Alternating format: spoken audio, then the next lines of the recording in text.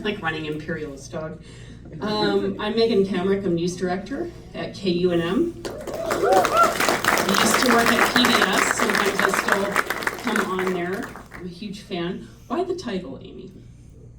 Well, Tia and Carl took this title from one of our mottos. I consider an exclusive a failure.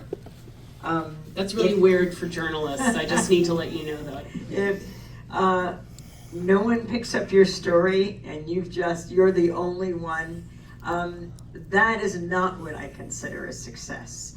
You can see, as with the standoff at Standing Rock, when others take your story, and I used this example earlier, in that last scene that Tia and Carl put together only recently, the medley of horror of the immigrant crackdown. One of the people in that crackdown was Alia Rahman. She's in Minneapolis. Immigration agent smashed her window. She's a U.S. citizen. And I hate to even qualify this conversation by saying that, because it doesn't matter. They smashed her window. She was on the way to the doctor, as she often is. She is a woman who has disabilities, who is autistic. They then dragged her out of her car, and you see her hanging as they're handcuffing her. She had tendons ripped in her shoulder. She is hauled off to the Whipple Detention Center and jailed. And when she came out, we had her on. And that's another thing about democracy now. We don't bring you the typical pundits who know so little about so much, explaining the world to us and getting it so wrong. We bring you the people closest to the story. And if we couldn't bring you Alia because she was in jail, we would bring you someone who could tell her story, who she had talked to. But we brought you Alia then. And then Ilhan Omar, the congresswoman from the Twin Cities, the only Somali refugee congresswoman who President Trump calls garbage. He calls the whole Somali community garbage of the Twin Cities. Invited her to the State of the Union address, Alia. She was seriously injured, but she wanted to go. And she sits in the galley with the other guests of the legislators, and she was between, she said, mayor of one town and a police chief of another. And you know how it works. I mean, President Trump gave one of the longest speeches, State of the Union speeches in U.S. history. And the Republicans would stand up, sit down, applaud, stand up, sit down, applaud, throughout the whole thing. And if it was the reverse, it would be the reverse. The Democrats would be doing that. At some point when he was denigrating the Minneapolis community, she stood up in silent, to bear silent witness. And she was dragged out by security guards. This was in Congress. How could this happen to her again? I think it was a supervisor who asked what they were doing, but she was then hauled off to jail. We had already set up to interview her the next day. This injured woman from Minneapolis was going to the State of the Union. And so that's why we wanted to talk to her. What did it feel like? We didn't know she would be arrested again. And so she got out at 4 a.m. She came over to the studio in Washington, D.C. That we had gotten for her. And when I asked her about her experience, she said, I am wearing the same thing I wore to the State of the Union because I got out at 4 a.m. from jail and I had this commitment to you, so I felt I should be on the show. And she describes this harrowing second experience. The New York Times took it, the Washington Post took it, the networks took it. And this is trickle-up journalism. We encourage the depravity. Steal this story, please. And it goes back to us when we started Democracy Now! 30 years ago. We just celebrated our 30th anniversary. Woohoo! And we are so proud that we've been with New Mexico PBS and with KUNM for so many years. I have come to New Mexico so many times, I think of it as a second home. But for our 30th anniversary, we were at Riverside Church, 2,000 people packed in. Actually, it was for February 23rd, but then the one-day snowpocalypse happened. I mean, we could not believe we had to cancel this event, and we just canceled it. So we held it a month later, March 23rd. We lost Wynton Marsalis, right, who was going to open by coming down, playing his trumpet. It would have been amazing. But it was an incredible event. This is Riverside Church, the historic church of Harlem, where Dr. Martin Luther King gave his speech April 4th, 1967, a year to the day before he was assassinated, speaking against the Vietnam War, saying, "My country, the United States, is the greatest purveyor of violence on earth." He was pilloried, castigated by the corporate press. I have the Life magazine issue that said he had done a disservice to his cause, his country, his people. They said his speech read like a script out of Radio Hanoi, and he just doubled down. He said, "You cannot separate materialism, militarism, and racism." That is the place he gave that speech. So Juan Gonzalez flew in from Chicago. He gave an incredible speech, and then Hooray for the Riffraff. Linda Segura came out and sang Palante, which was the name of Juan's newspaper, the Young Lords, ever forward. And then Nermeen gave a wonderful speech, and Michael Stipe came out of REM, and he sang. And then Angela Davis talked about the importance of dissent. And Patti Smith sang Peaceable Kingdom. And then Mossab Abu Toha, the Palestinian poet who just won the Pulitzer Prize for his essays in the New Yorker, read his poem Under the Rubble. And then I said, how do we end this 30 years and usher in the next century? The boss, Bruce Springsteen. And Bruce Springsteen got up and sang Streets of Minneapolis. And think about Alia and all the people who stood up for people who became the target, mainly immigrants of Minneapolis. And it's an amazing story how the whole community stood up. And then all the musicians came on the stage and they sang Patti Smith's iconic song, People Have the Power. And that really is also our motto. People have the power. It is our job to cover movements. It is our job to go to where the silence is. I need to ask you about your jiu-jitsu skills with the Chevron headquarters in Nigeria. Oh. Sorry, you just reminded me of it when you were talking about covering power. I didn't open the gate, they did. Where did you learn things like that? That was kind of amazing. It is really important we understand our power as American journalists. In East Timor, the horror that took place there, I was describing this earlier, but in the massacre, over 270 people were killed. When we were ultimately taken, a Red Cross Jeep pulled up and we were able to get into it, and dozens of Timorese jumped on top of us, on top of the car, and we drove like that to the hospital as a human mass away from the killing field. I was saying that the doctors and nurses started to cry when they saw us. They fractured Alan's skull. He was covered in blood, but he wasn't in worse shape than the Timorese. So many, hundreds had been killed. But they cried because we represent two things. As our government, all too often, it arms human rights abusing regimes or uses those weapons themselves, like in Iran, for example. But the people represent something different. to, in that case, the people of East Timor. It wasn't just me and Alan represent something, but as Americans, as Westerners, we represent something different. We represent the sword and the shield. And that shield was bloodied that day, and it just deepened their despair. Ultimately, when the people of East Timor got to vote for their freedom about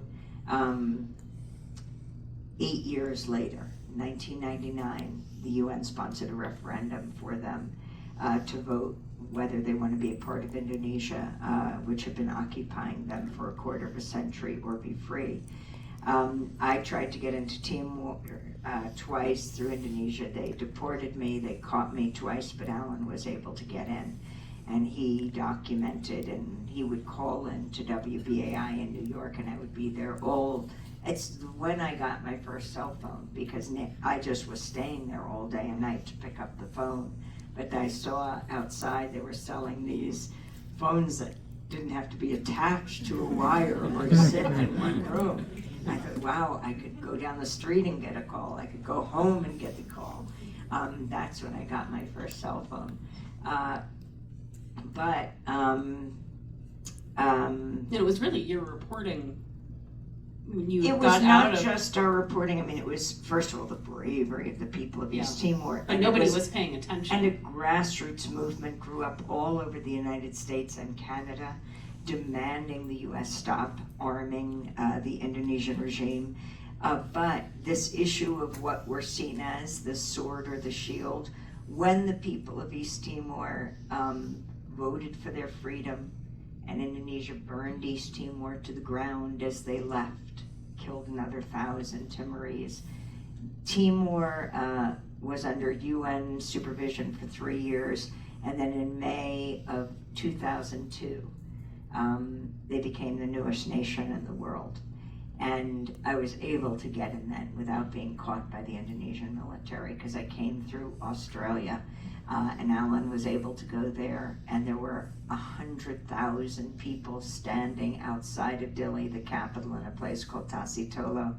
And Shanana Gusmao got up, the rebel leader of Timor, had been jailed by Indonesia for so many years, put us all to shame, speaking 4 different languages. Wow. And there was this fireworks display, and you could see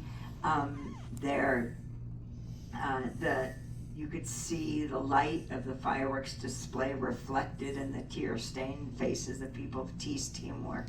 And they had a lesson to teach all of us, whether we're journalists or artists, doctors, nurses, teachers, employed or unemployed.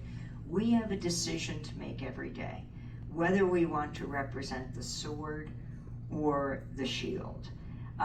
We knew when we were there, we as American journalists would be more protected than the Timorese were, to our horror as they were gunned down. And so we do represent America to the rest of the world. Where do you find hope right now? I mean, it's pretty hard some days. Well, in Patti Smith's song, People Have the Power, as I talk about going to where the silence is, it actually isn't silent. People are organizing, they're demonstrating, they are raucous, they are rowdy. It just doesn't hit the corporate media radar screen, but that's where we live. Covering people, just recording what people are saying. You watch the network reporters, I mean, the progress is they'll actually go out to a protest sometimes, but then they'll be saying, we're going down 6th Avenue or making a right on 44th Street, then we're going down 7th Avenue. What are they, traffic cops? Just hand the mic to the person next to you. Who knows what they will say? But it's why they're out there, and that's the magic of, it's the best and worst of media. It's, you don't know, it's unpredictable. But that is our job, to reflect what's happening outside. There's a reason why our profession is protected by the U.S. Constitution, the First Amendment. And the flip side of freedom of the press is the public's right to know. We can't have a meaningful democracy unless you have trustworthy information that you can then make your own decisions, choose your own candidates, but you need that information. As you know, we've lost all our federal funding, no more corporation for public broadcasting, and corporate media is struggling quite a bit as well. Do you have hope that media will continue to thrive in different ways, in different spaces? I think it's going to take different forms, and I think it's really serious, Megan, that you bring up that CPB has been eviscerated, and I hope you all recognize how important you are in keeping public media alive. Both KUNM and New Mexico Public Television, I hope you contribute early and often. It really matters to get public media through this incredibly difficult time. Here, the Corporation for Public Broadcasting, CPB, has been eviscerated. But what is getting massively funded? CBP, right? Customs and Border, it's hard to say protection. But we are now at a point where what you do matters more than ever. You know, I just want to comment that being here at the Guild Cinema, the longest running independent, continuously running independent theater in Albuquerque, is so wonderful. And I see places like this all over the country. We've come from the Music Box in Chicago, and the Oriental in Milwaukee, and the Charles Theater in Baltimore, the AFI Silver in Silver Spring. I mean, it has been amazing to be on this tour with the film.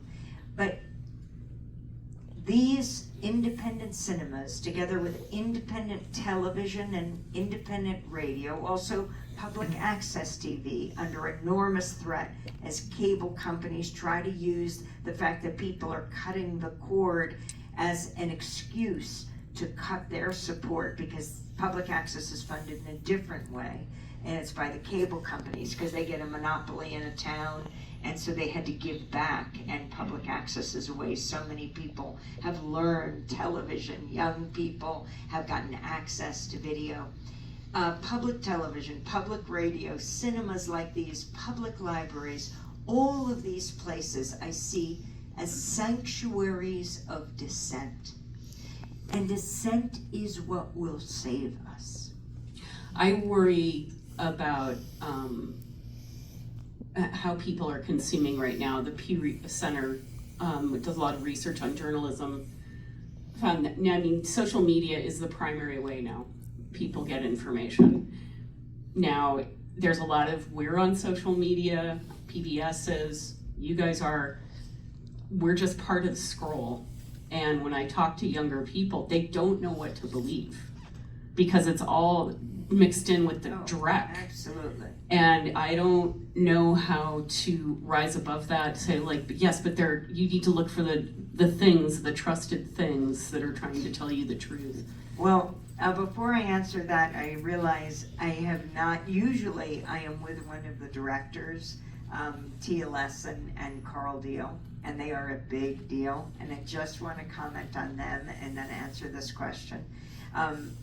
We were all together yesterday while I was together with Carl Deal and my colleague Dennis Moynihan, who's been with Democracy Now! For almost the whole 30 years, and it wouldn't be possible for me to go on these trips without his support and ingenuity, and all of our UN Climate Summit coverage every year. We were just in Belém in Brazil. Dennis is the special projects coordinator for Democracy Now! And he makes the magic happen. But Tia and Carl are this incredible, dynamic directing duo. They are Oscar nominated for the film Troubled Water about Hurricane Katrina. It's such a good movie. Yeah. Tia just won 3 Emmys for The Janes. It's HBO now. About the underground Chicago abortion network in the 1960s. They did Citizen Coke. They were Michael Moore's producers. They are master storytellers and weavers. They did an incredible job with this film. Also amazing archival researchers. I was astounded the footage they got. I mean, for example, Mike McCurry, you know, when I was questioning him about why is President Clinton going to store military aid to Indonesia, I always knew that obviously the spokesperson, the White House spokesperson, there's a video camera on him. I never realized there was a video camera on us, you know, that was showing us that we were, and it was so interesting to see my colleagues there laughing at me. But you know, that doesn't matter to me at all. We're not there to win a popularity contest. We're there to do a job. It is extremely serious. We must not go on bended knee to those in power.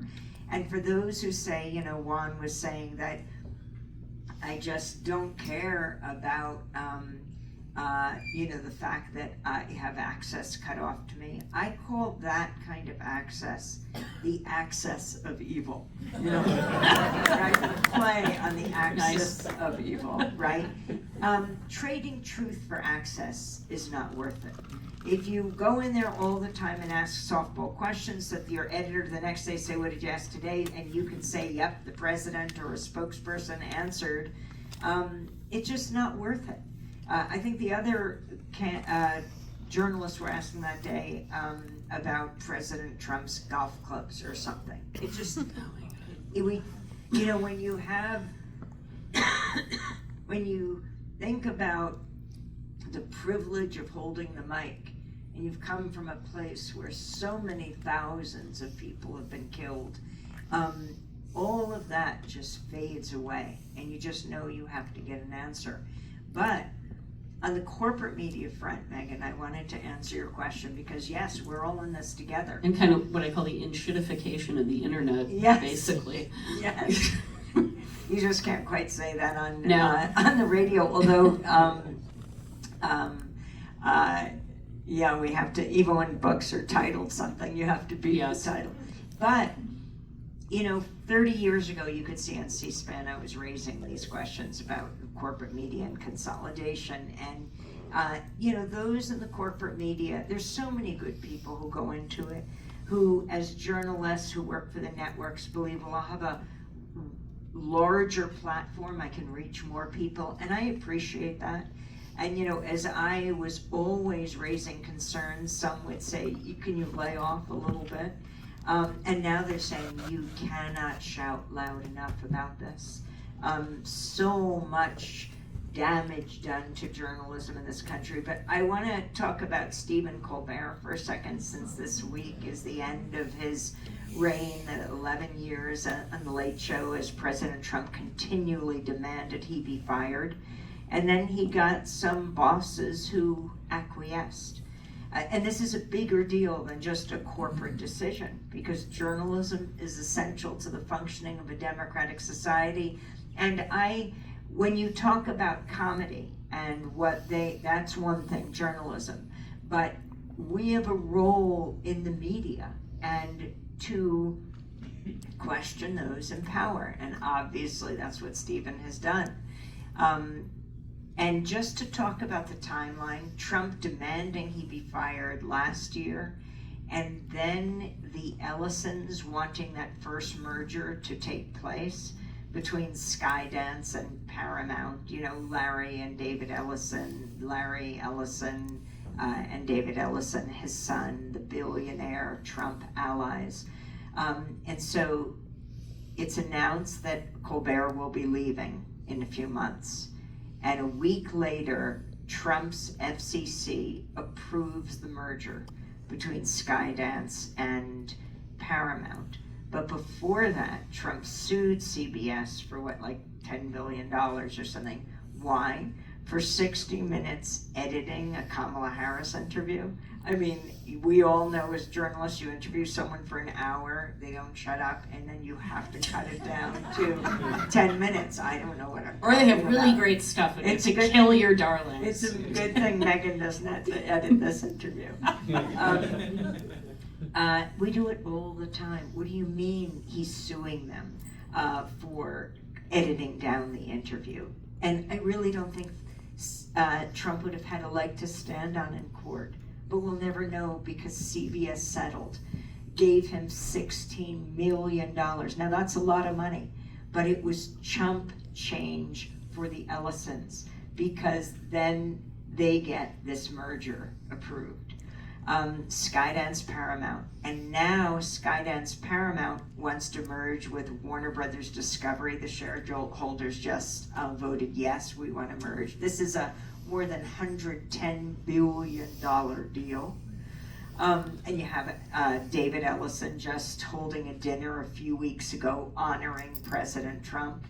And so the question is, will this merger go through? Well, Tia Lesson and Carl Deal have joined with thousands of other producers, directors, actors, other creatives in signing an open letter to block the merger. I think it's blockthemerger.com, along with the executive producers of the film, Jane Fonda and Rosario Dawson. Now, Jane is very interesting, right? She's the daughter of Henry Fonda. Henry Fonda began in 1947 the Committee to Protect the First Amendment in 1947 because of the HUAC, the House Un-American Activities Committee, and the whole McCarthy era. They were afraid then, more than 70 years ago, and Jane now finds the need to revive this committee. What is happening? You know, you never achieve democracy. You have to fight for it every single day. I know people have questions, so I'm going to switch mics with you. I will let Michael, are you going to be a mic runner? I don't know where he went. There he is. There he is. There he is, the man with the hat, Mr. Michael Privet from PBS. So if you have questions, just raise your hand, please.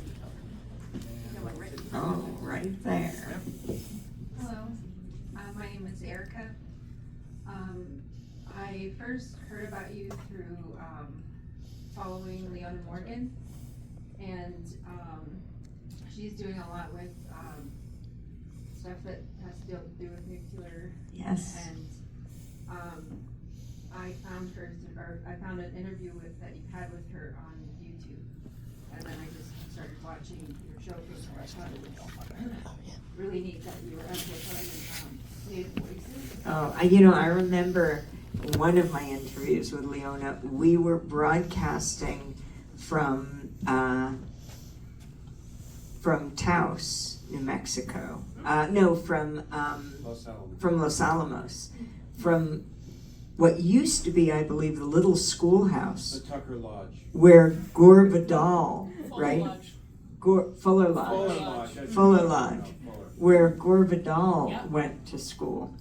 And it was Los Alamos, right? The birthplace of the nuclear bomb. And I also, when we were driving here to the Guild, we saw there was an arrow for the Nuclear Museum, which is down the road, which I was very interested to go to. But on this speedy tour, it's hard. We come here for 2 Q&As and then we race out tomorrow back to New York at like 7 in the morning. Then we do, we keep on moving on. But Leona was so impressive in her knowledge of what and how the nuclear age has particularly affected Native Americans. Yeah, she's still fighting, and she has a lot more on her plate. Do you think you'll ever, will you go follow up with her? Oh, absolutely. There's so many issues that we just continue to track.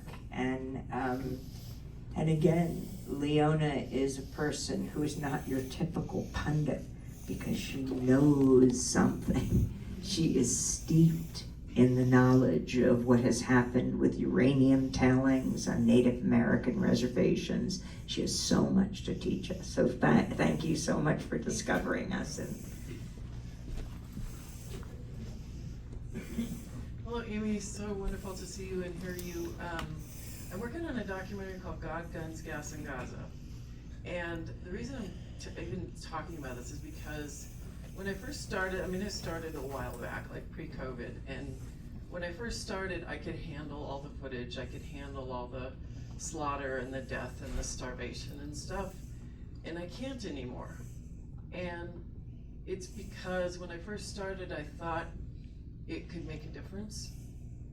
And I'm not saying I'm giving up, but I'm asking you how you do it. How do you do it when, how do you keep on with the stuff that you have to see and not lose it? I mean, what is the alternative? That's really the way I see it. And so many people who put their bodies on the line, it is a luxury to just back off. Someone asked me, how do I not just jump off a bridge? I said, I don't live near one. And you see after the show what I look like. I mean, every day suffering from PTSD, post-traumatic show disorder.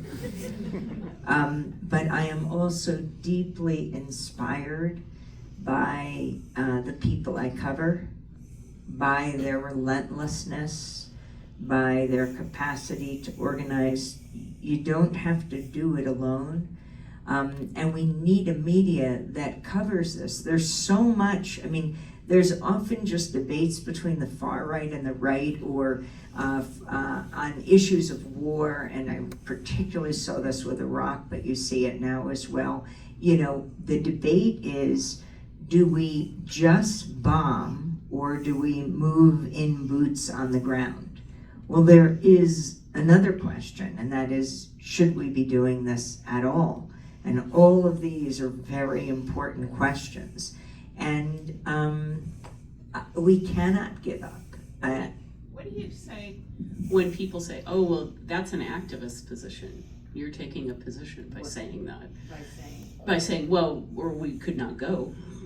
What? I'm playing devil's advocate. Oh, Yeah.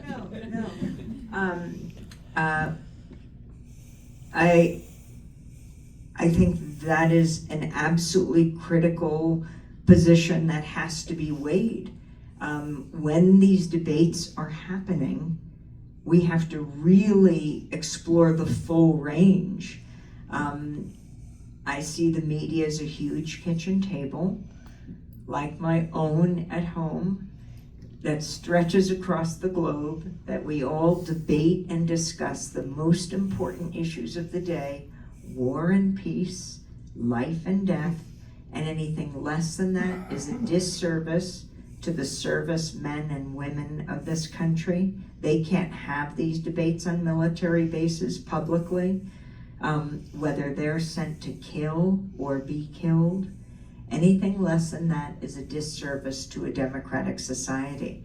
I don't think it's an activist position to say, if you're going to talk about bombing or boots on the ground, you also have to weigh, should we be doing this at all? That's the full range of opinion. But you talked about the devil's advocate, which made me think about The Devil Wears Prada. Sorry, I have to make this link because it's so important. I want to congratulate T and Carl for just an amazing run of this film and what it's teaching corporate streamers. First, you go through the film festival circuit, which started last year at Telluride, and that was really an amazing experience. And they've been to many film festivals. They've won something like 16 either audience favorite awards. I mean, this is pretty unprecedented, or grand jury prizes. This is for this film, or best film at a film festival, or best documentary from, Santa Fe, the International Film Festival, where the film was just a few months ago and packed the Lensick Theater, to Santa Barbara International Film Festival, to Seattle Doc Fest, to St. Louis International Film Festival, to Woodstock, to a new film festival in Savannah, Georgia, even to the Oslo, Norway Human International Film Festival. Winning these prizes for this film, and the best award is the audience favorite, because people pack in. Some people know Democracy Now!, other people were dragged there by someone who knew Democracy Now!, but then they vote. And that's the film festival circuit.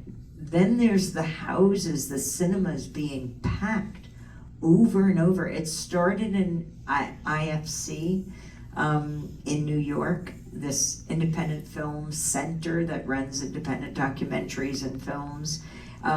It had, just 2 months ago, the largest opening weekend for a documentary in 10 years. We were just at the Music Box in Chicago, 800 people packed in. That weekend was the biggest weekend for a documentary since they've recorded the weekends in 25 years. And then I want to say what we're up against. Well, now the Steal the Story Please came out with The Devil Wears Prada too. So everywhere we go, they're both together. So we pulled up to the Charles Cinema in Baltimore and said, The Devil Wears Prada. It's the first time I saw it. I haven't seen the film yet, and I really like Anne Hathaway and Stanley Tucci, so no shade on them. And then Steal the Story Please.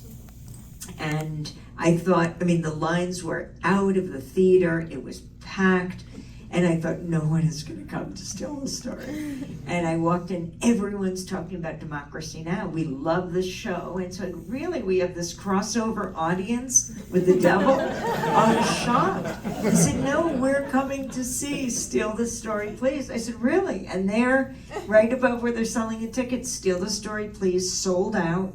The Devil, they're continuing to sell tickets for.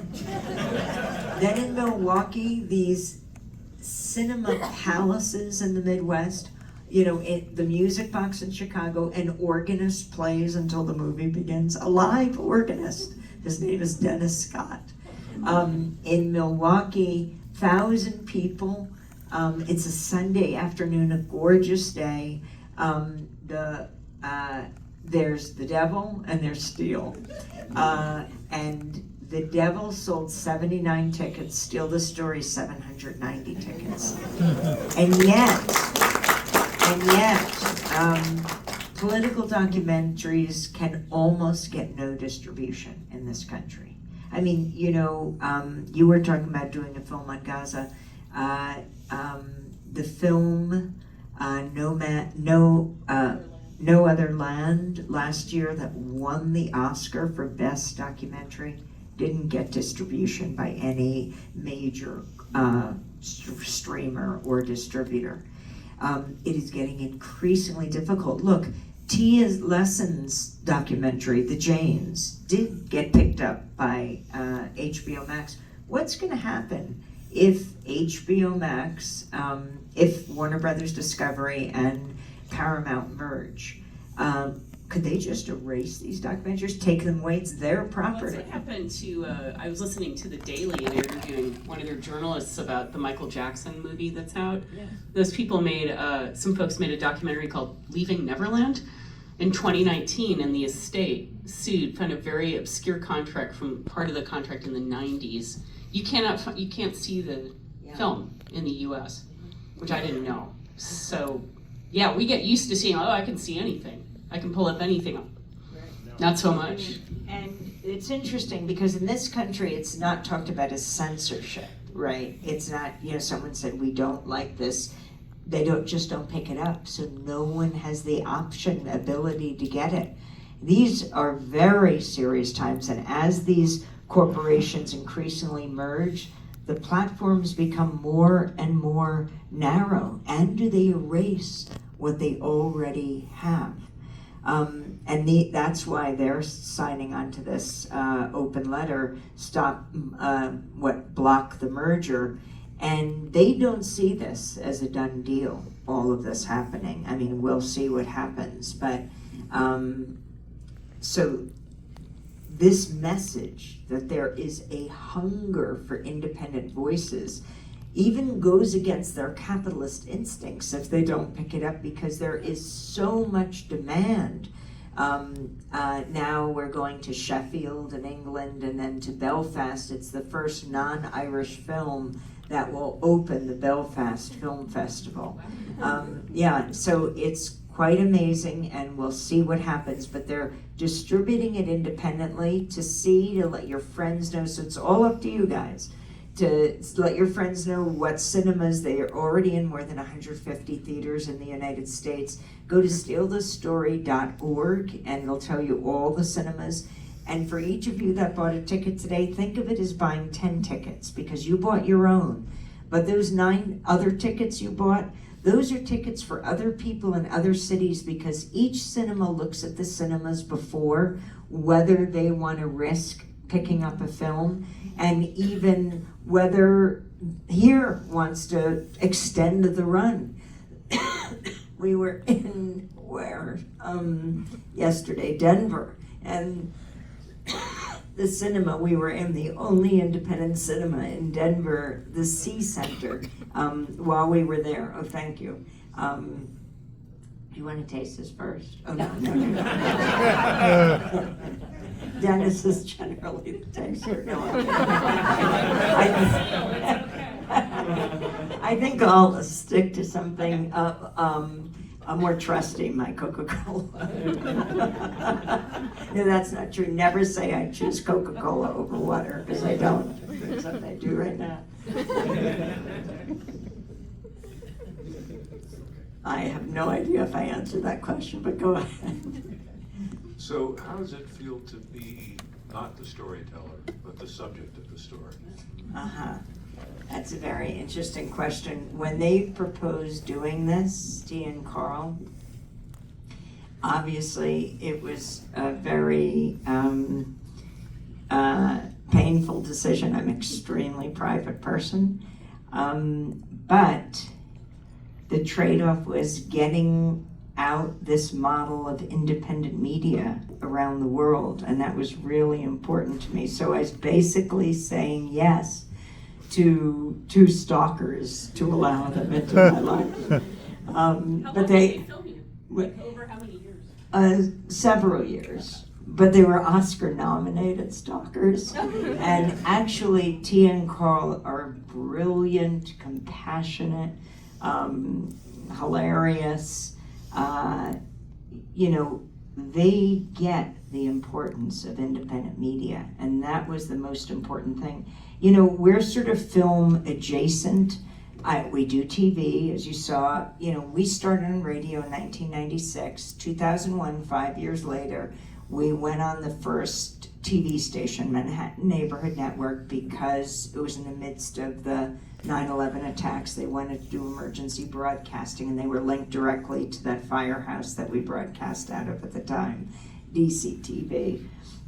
And then more and more stations started to pick us up, public access, then PBS stations, and NPR stations. I want to thank, we have a very special relationship with New Mexico Public Television. It's not just a place that broadcasts Democracy Now! They uplink us to the whole PBS network. We've broadcast on the show from there. When we're at the Roundhouse in Santa Fe, or when we are there doing something at the Lensic, we always use that studio to do the show from. And also a very special relationship with KUNM, because we've been together for so long, not for years, but for decades.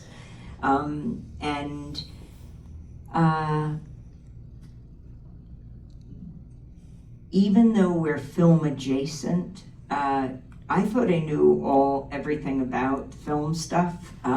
We went to Sundance for many years, and now the next year it's going to be in Boulder.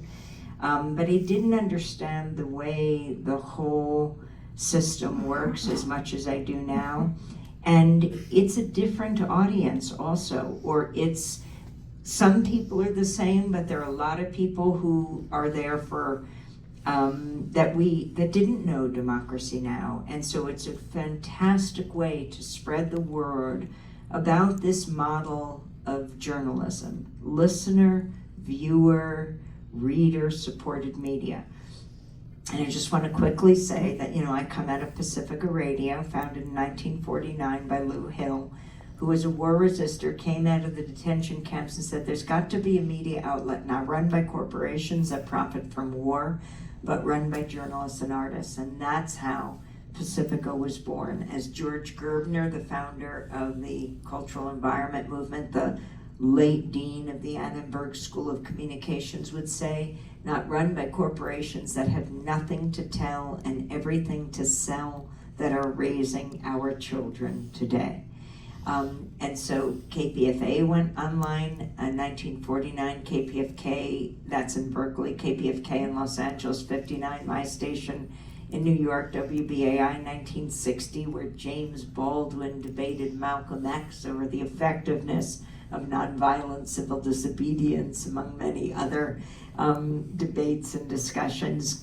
Jazz and Justice Radio, WPFW in Washington, went online in 1977, went on air. And KPFT in Houston went on air in 1970. That's the Fab Five, these Pacifica stations. And KPFT and the Petro Metro in Houston goes on the air, and within a few weeks, the Ku Klux Klan blows it up. Blows up the transmitter, straps dynamite to the base of the transmitter. It takes them a few weeks to rebuild their transmitter, and then the Klan straps 15 times the dynamite to the base of the transmitter and blows it to smithereens, right in the middle of Arlo Guthrie singing Alice's Restaurant, which I thought was a good song. But anyway, then they go on for months to rebuild. January 1971, Arlo comes back to Houston to finish his song on air, and KPFT has been broadcasting since. I can't remember if it was the Exalted Cyclops or the Grand Dragon, because I often confuse their titles. Those are the leaders of the Klan. But he said it was his proudest act. And I think that's because he understood how dangerous independent media is. Dangerous because it allows people to speak for themselves. And when you hear someone speaking from their own experience, it challenges the stereotypes and caricatures that fuel these hate groups. When you hear a Palestinian child, or an Israeli grandmother, an aunt in Afghanistan, or an uncle in Iran, you might say, that sounds like my uncle, and you might not even like your uncle, but it makes it much less likely that you want to destroy the person. I think the media can be the greatest force for peace on earth. Instead, all too often, it's wielded as a weapon of war, which is why we have to take the media back. And that goes to your question, Megan, about what do I think about all the social media and everything. I mean, we started on the internet 30 years ago. It was our way of freely distributing there wasn't even the word podcast at the time, the MP3 to radio stations without paying for satellites or anything that the other networks were using. And that's how we got the show out. And who could have predicted these social media platforms? I could never have at the time. In the same way, I can't predict what will happen now. But I think we simply have to abide by the tenets of good journalism. To be fair, to be accurate. I didn't say not to have an opinion. I know the opinion of every journalist, or sometimes you can't call them that, news personality on TV, and not because I personally know them. I know exactly what they think because I hear them speak enough. When they support the status quo, you say they're objective. When they're bringing up something else, you say that person is opinionated. Well, I actually don't even call the corporate media the mainstream media anymore. I don't think they are mainstream. I think we're mainstream. Because I think those who care about war and peace, about the climate catastrophe, about LGBTQ issues, right, and reproductive rights, and the immigrant crackdown, and racial and economic justice aren't a fringe minority, not a silent majority, but the silenced majority, silenced by the corporate media. And I just keep repeating that because I think that reflects what most people feel when you go into communities. We are not as divided as the media makes us think. It's easy for them to pull out the people they do. But when we are all intertwined, from where we go to school to where we have businesses to where kids go to school and how we all interact, that has to be reflected in the media. I don't like reality TV the way it plays out in this country, but we do need reality TV that reflects the reality of people's lives every day, and that should be broadcast on the media.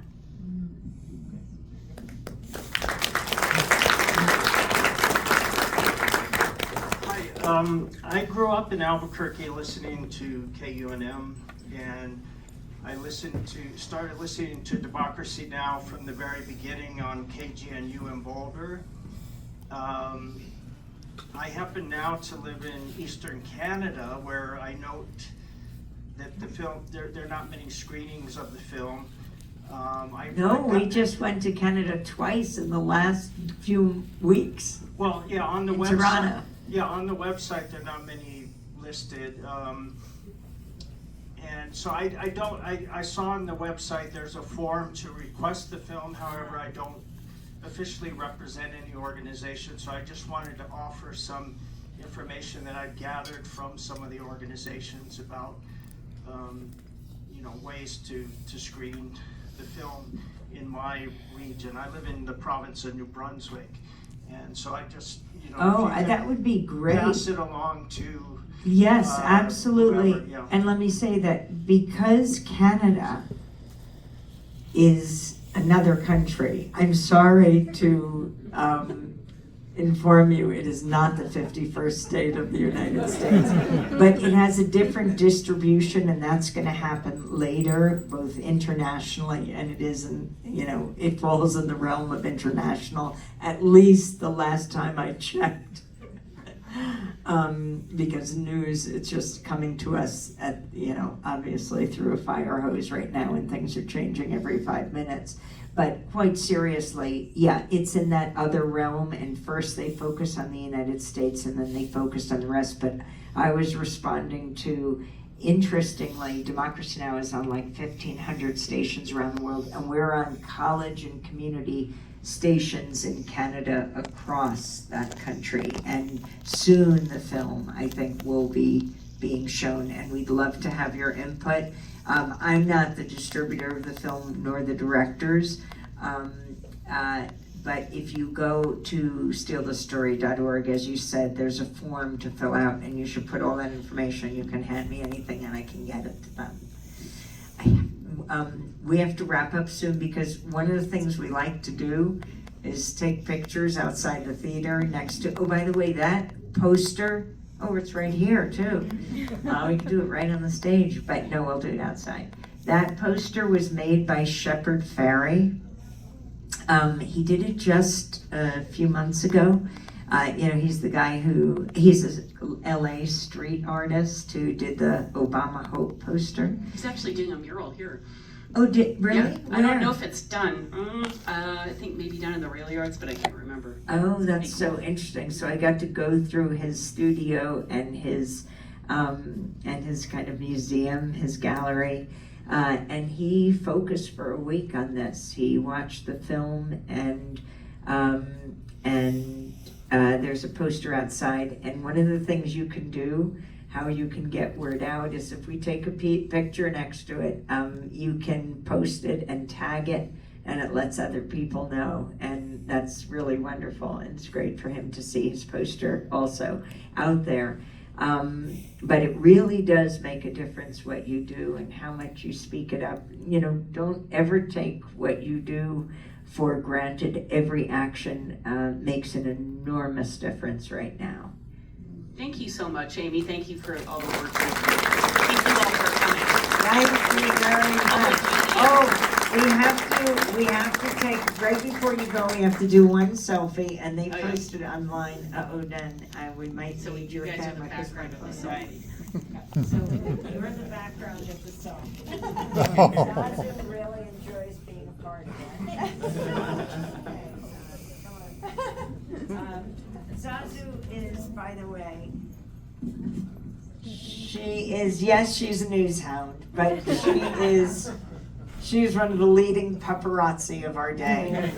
And she's particularly happy being at the Guild and any cinema because her favorite food is served, and that is popcorn.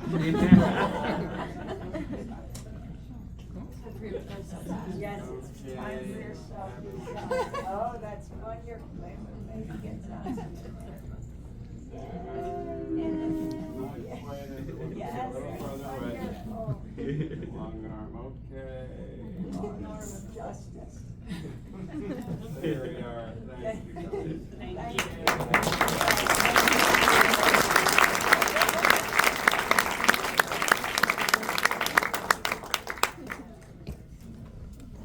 So we'll go outside.